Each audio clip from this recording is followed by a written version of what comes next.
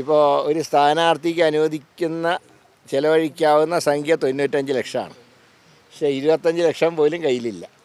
പക്ഷേ എങ്കിലും ഞങ്ങളുടെ പ്രവർത്തകർ മുണ്ട് മുറുക്കി കൊടുത്ത് ഈ ചൂട് കാലത്ത് ഒരു ഗ്ലാസ് നാരങ്ങ വെള്ളം പോലും കുടിക്കാതെ സ്ഥാനാർത്ഥിക്ക് വേണ്ടി സജീവമായിട്ട് രംഗത്തുണ്ട്. അത് തന്നെയാണ് ഞങ്ങളുടെ ഉത്തേജനം. അത് ഇ ഡി ഇടയ്ക്ക് വരിക, ഇടയ്ക്ക് അപ്രത്യക്ഷമാവും. ഇ ഡി വന്നാൽ കണക്കാക്കണം ഡീൽ ആരംഭിച്ചു, ഇ ഡി നിശബ്ദമായാൽ ഡീൽ ഉറപ്പിച്ചു. ഇപ്പം ഞങ്ങളിവിടെ ബി ജെ പിയെ 3-ാം സ്ഥാനത്തേക്ക് വിടണമെന്നാണ് ഞങ്ങളുടെ ആഗ്രഹം.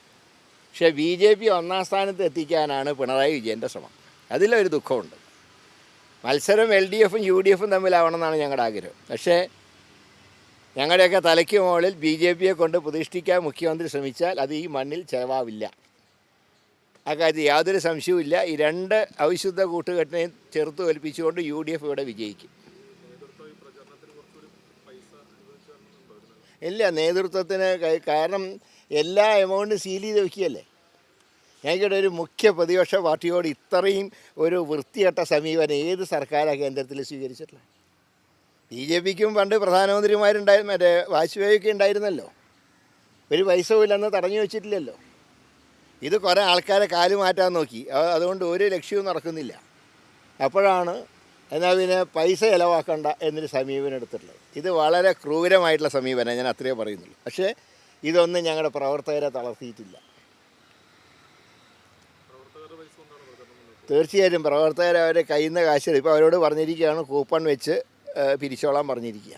അതൊക്കെ പിരിച്ചിട്ട് അതാത് ബൂത്തുകളിൽ ചിലവഴിക്കാനാണ് ഞങ്ങൾ കൊടുത്തിട്ടുള്ള നിർദ്ദേശം. അതാരും ഞങ്ങൾക്കൊന്നും വേണ്ട, പിരിച്ച പൈസ ബൂത്തിൽ ചിലവഴിക്കുക, അതിനുള്ള പൂർണ്ണ സ്വാതന്ത്ര്യം അവർക്ക് നൽകിയിട്ടുണ്ട്. ഏതായാലും ഇപ്പോൾ ലേറ്റസ്റ്റായിട്ടൊരു ന്യൂസ് കണ്ടത് തൊഴിലുറപ്പ് വേതനം കേന്ദ്രം വർദ്ധിപ്പിച്ചു എന്നാണ്. നിരന്തരം കേരളത്തിലെ എം പിമാർ ലോക്സഭയിൽ ഈ കാര്യം ആവശ്യപ്പെട്ടപ്പോൾ എല്ലാം വർദ്ധിപ്പിക്കുന്നുണ്ട് എന്നുള്ള തെറ്റായിട്ടുള്ള മറുപടിയാണ് ഞങ്ങൾക്ക് പാർലമെൻറ്റിൽ നൽകിയത്. ഏതായാലും ഇലക്ഷൻ പ്രഖ്യാപിച്ചുകൊണ്ട് ഈ വേതനം കൂട്ടിയാൽ സന്തോഷമുണ്ട്. ഇതിന് പൂർവ്വകാല പ്രാബല്യമാണ് കൊടുക്കേണ്ടത്. ഇപ്പോൾ പറഞ്ഞിട്ടുള്ള ഏപ്രിൽ 1 ഏതായാലും ഇത്രയും കാലത്തെ ഫൈറ്റിൻ്റെ ഒരു മെച്ചം ഇലക്ഷൻ കാരണം ലഭിച്ചു, അതിൽ സന്തോഷമുണ്ട്. പക്ഷേ ഇത് നേരത്തെ ചെയ്യേണ്ടതായിരുന്നു. അപ്പോൾ ഒരു കാര്യം സമ്മതിച്ചു, ഇത് കൂട്ടിയിരുന്നില്ല എന്നുള്ള സത്യം ഇപ്പോഴെങ്കിലും സമ്മതിച്ചാൽ സന്തോഷമുണ്ട്. ഞങ്ങൾക്ക് നല്ലപോലെ ഫണ്ടിൻ്റെ ബുദ്ധിമുട്ടുണ്ട്. ഇപ്പോൾ ഒരു സ്ഥാനാർത്ഥിക്ക് അനുവദിക്കുന്ന ചിലവഴിക്കാവുന്ന സംഖ്യ 95 ലക്ഷമാണ്. പക്ഷേ 25 ലക്ഷം പോലും കയ്യിലില്ല. പക്ഷേ എങ്കിലും ഞങ്ങളുടെ പ്രവർത്തകർ മുണ്ട് മുറുക്കി കൊടുത്ത് ഈ ചൂട് കാലത്ത് ഒരു ഗ്ലാസ് നാരങ്ങ വെള്ളം പോലും കുടിക്കാതെ സ്ഥാനാർത്ഥിക്ക് വേണ്ടി സജീവമായിട്ട് രംഗത്തുണ്ട്. അത് തന്നെയാണ് ഞങ്ങളുടെ ഉത്തേജനം. അത് ഇ ഡി ഇടയ്ക്ക് വരിക, ഇടയ്ക്ക് അപ്രത്യക്ഷമാവും. ഇ ഡി വന്നാൽ കണക്കാക്കണം ഡീൽ ആരംഭിച്ചു, ഇ ഡി നിശബ്ദമായാൽ ഡീൽ ഉറപ്പിച്ചു. ഇപ്പം ഞങ്ങളിവിടെ ബി ജെ പിയെ 3-ാം സ്ഥാനത്തേക്ക് വിടണമെന്നാണ് ഞങ്ങളുടെ ആഗ്രഹം. പക്ഷേ ബി ജെ പി 1-ാം സ്ഥാനത്ത് എത്തിക്കാനാണ് പിണറായി വിജയൻ്റെ ശ്രമം. അതിലൊരു ദുഃഖമുണ്ട്. മത്സരം എൽ ഡി എഫും യു ഡി എഫും തമ്മിലാവണമെന്നാണ് ഞങ്ങളുടെ ആഗ്രഹം. പക്ഷേ ഞങ്ങളുടെയൊക്കെ തലയ്ക്ക് മുകളിൽ ബി ജെ പിയെ കൊണ്ട് പ്രതിഷ്ഠിക്കാൻ മുഖ്യമന്ത്രി ശ്രമിച്ചാൽ അത് ഈ മണ്ണിൽ ചിലവാവില്ല. അക്കാര്യത്തിൽ യാതൊരു സംശയവുമില്ല. ഈ രണ്ട് അവിശുദ്ധ കൂട്ടുകെട്ടിനെയും ചെറുത്ത് തോൽപ്പിച്ചുകൊണ്ട് യു ഡി എഫ് ഇവിടെ വിജയിക്കും.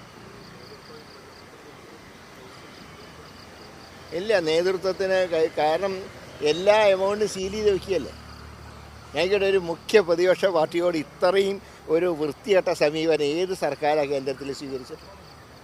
ബി ജെ പിക്കും പണ്ട് പ്രധാനമന്ത്രിമാരുണ്ടായി, മറ്റേ വാജ്പേയിയൊക്കെ ഉണ്ടായിരുന്നല്ലോ. ഒരു പൈസ ഇല്ലെന്ന് തടഞ്ഞു വെച്ചിട്ടില്ലല്ലോ.